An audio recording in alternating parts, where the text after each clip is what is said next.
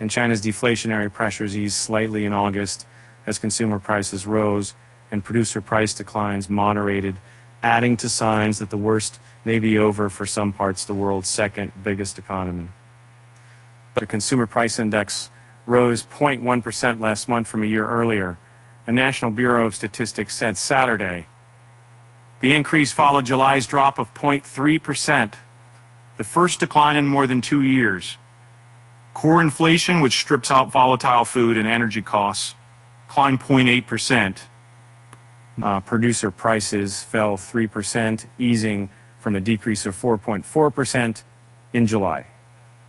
Factory gate deflation has persisted for almost a year. The year-on-year increase in CPI was mainly helped by summer travel, which boosted transportation, cultural tourism, accommodation, catering, and other sectors, said Bruce Pang, chief economist at Jones Lang and Mosali Inc.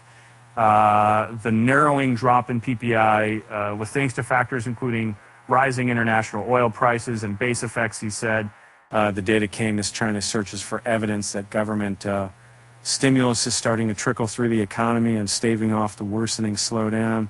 The People's Bank of China has delivered a surprise rate cut last month, while local governments have accelerated the issuance of special bonds to fund infrastructure projects.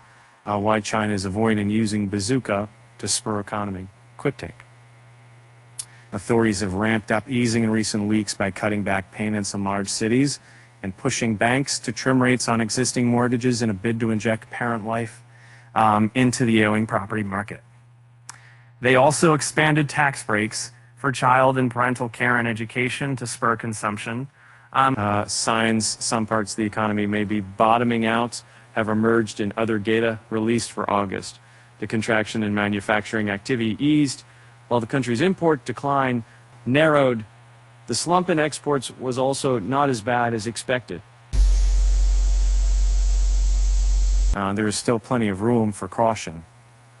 The growth in services activity, a main driver of the post-COVID rebound earlier this year, eased last month, indicating more policy support may be needed to bolster household spending.